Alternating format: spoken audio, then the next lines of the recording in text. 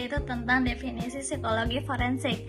Nah, untuk definisinya itu sendiri, psikologi forensik merupakan cabang psikologi yang menerapkan prinsip-prinsip psikologi untuk membantu proses hukum termasuk penyelidikan, persidangan, dan pemidanaan. Contoh kasusnya misalnya ada tragedi pembunuhan di satu daerah nih.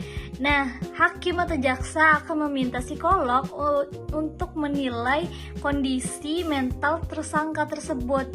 Itu gunanya untuk mengetahui apakah ia memiliki gangguan psikologis yang dapat mempengaruhi perilakunya saat kejadian. Nah, setelah dinilai oleh psikolognya itu sendiri, si hakim atau jaksa tersebut atau dunia hukum tersebut dapat menentukan vonis yang akan dijatuhkan kepada tersangka tersebut atau jenis rehabilitasi apa yang digunakan. Baik, sekian. Baik, selanjutnya terminologi kunci dalam psikologi forensik. Ini adalah istilah-istilah penting dalam psikologi hukum. Yang pertama ialah kompetensi to stand trial, yakni kemampuan seseorang untuk memahami proses persidangan dan bekerja sama dengan pengacara. Lalu yang kedua ada criminal responsibility. Apakah seseorang bertanggung jawab atas tindakannya secara hukum?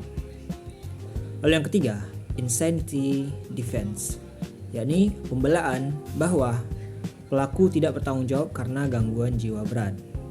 Lalu yang keempat, risk assessment, yakni penilaian risiko seseorang untuk mengulangi tindak kejahatan.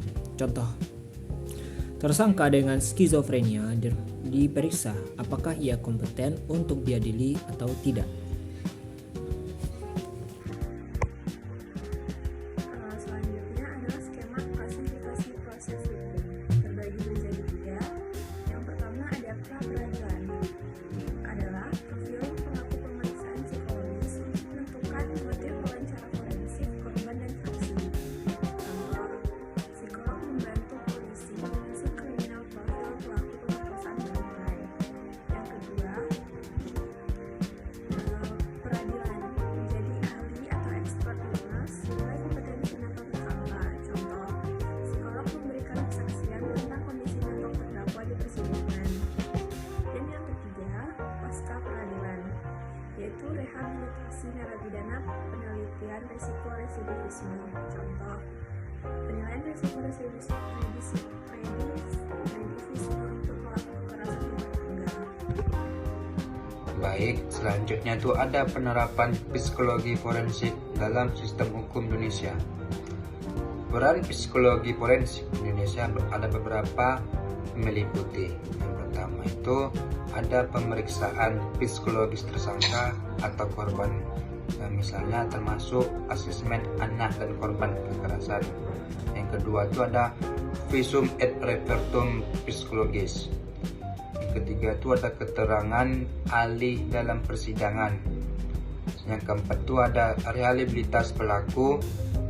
Yang keenam itu ada penanganan kasus kekerasan seksual, radikalisme, dan terorisme.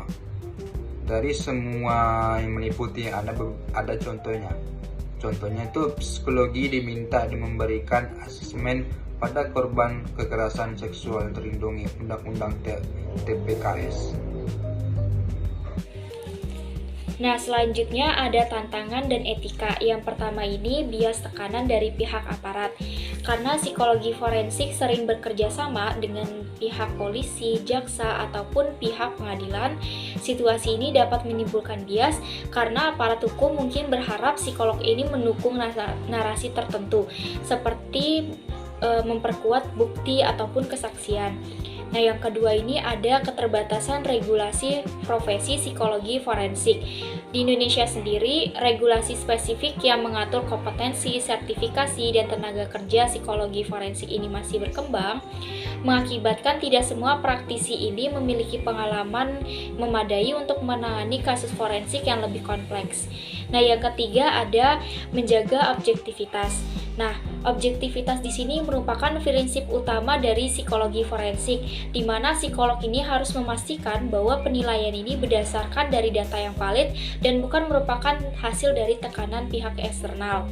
Nah, yang keempat ada kerahasiaan data. Nah, di sini konteksnya berbeda karena hasil asesmen biasanya diserahkan ke pengadilan atau ke pihak penegak hukum.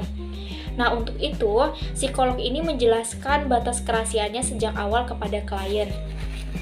Nah, yang kelima ini ada konflik kepentingan, di mana muncul ketika psikolog ini memiliki hubungan pribadi, profesional, ataupun finansial dengan salah satu pihak dalam kasus tersebut. Nah, akibatnya hasil asesmennya ini tidak lagi netral dan kredibilitasnya ini diragukan. Nah, contoh kasusnya seperti psikolog yang diminta mengubah hasil asesmen oleh aparat. Nah, dari contoh kasus ini kita dapat menganalisis bahwa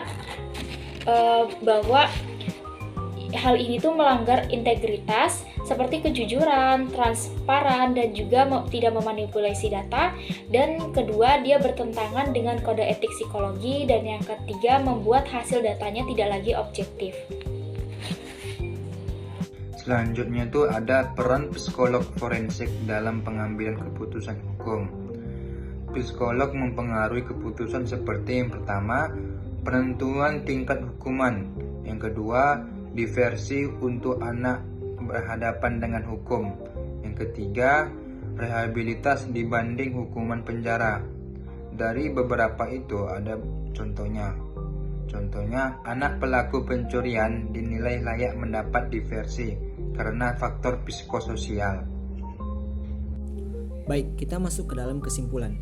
Psikologi forensik berperan dalam seluruh tahap proses hukum pra, selama, dan pasca peradilan.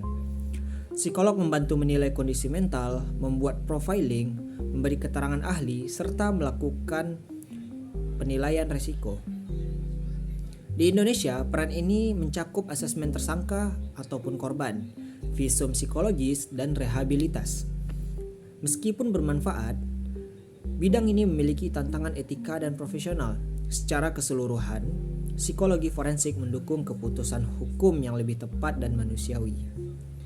Baik, itu tadi adalah kesimpulannya. Selanjutnya kita masuk ke dalam refleksi. Sebagai kelompok, kami memahami bahwa psikologi forensik berperan penting dalam bantu proses hukum melalui asesmen, profiling, dan keterangan ahli. Dari materi yang dipelajari, kami menyadari bahwa psikologi forensik harus bekerja secara objektif dan berpegang pada etika, karena pekerjaannya dapat mempengaruhi keputusan hukum. Pembelajaran ini membuat kami melihat bahwa aspek psikologis sangat dibutuhkan agar proses peradilan menjadi lebih adil dan tepat. Sekian penyampaian materi dari kami.